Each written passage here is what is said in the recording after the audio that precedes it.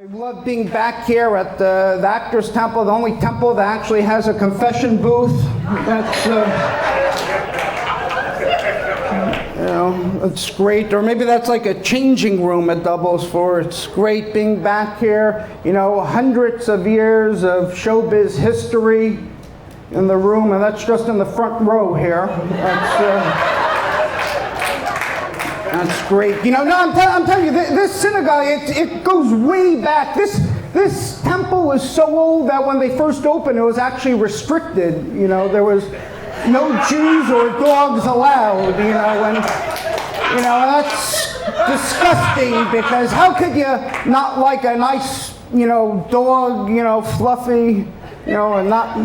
I can understand the Jews, but the poor innocent little dog not going to let in, there's so many legendary shows. I remember I actually heard that Walter Winchell used to actually sit in the back during Musaf every Shabbos over there, and he'd, that's where he'd get his stories that he'd put in the papers.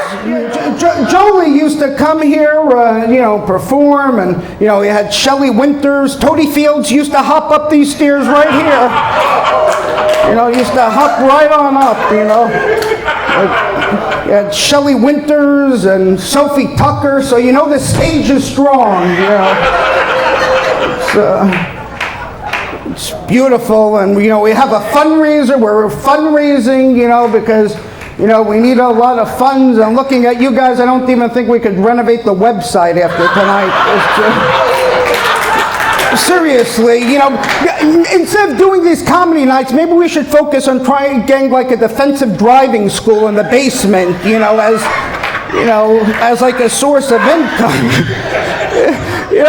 Like seriously, come on, we don't even need to do this. All we need is one of you to do a reverse mortgage and get us the hell out of here.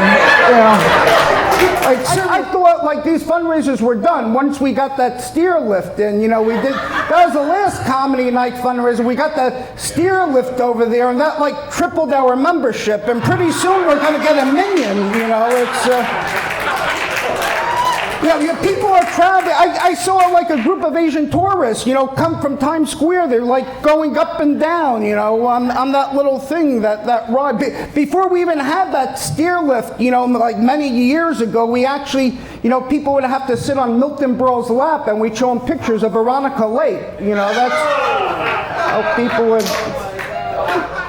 It was great coming here. I was walking through Times Square, and it's absolute craziness, it's insane. I saw, this couple that was fighting, this guy and this girl, and this guy was screaming at this woman, and, it was really just yelling at her, and, I thought he was going to hit her, and I was going to get involved and help, but it looks like she was getting the message,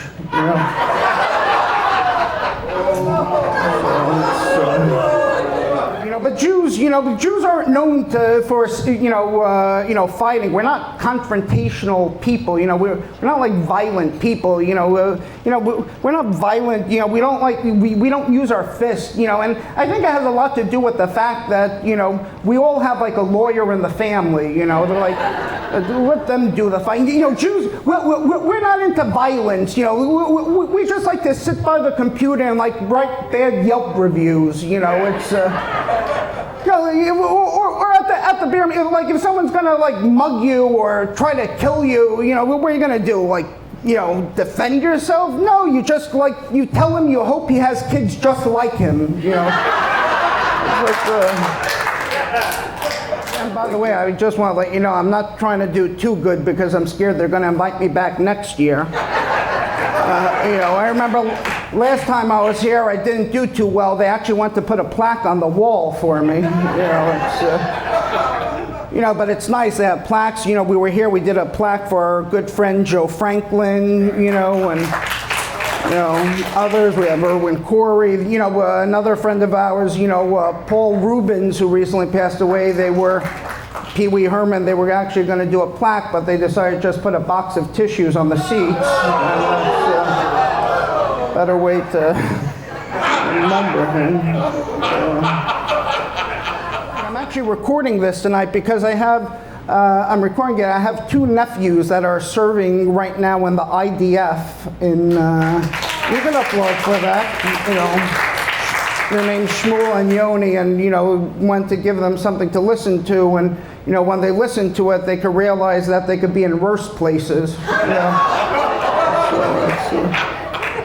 Talking about the plaques, and unfortunately people dying. Lost a friend not too long ago, and what the crazy thing is, people always ask, when someone passes away, how do they die?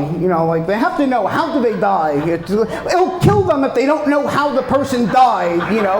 Like how do they die? Yeah, they were whistleblowers for Boeing. That's. What do you mean? How do they? They're about to testify against the Clintons. They go yachting with Robert Wagner. How do you think they died? The guy was 112 years old. He passed away. 100. They have to know the age. How old was he? How old? 112. That's not old. 112. That's not old. 112. 112. I'm almost 112. But it's great. When someone old passes away, they have all the verses, like they'll have the sayings. People will say all the great, like I'm sure they're up there right now making the angels laugh. A comedian friend, they're up there making even after we die, we can't stop working.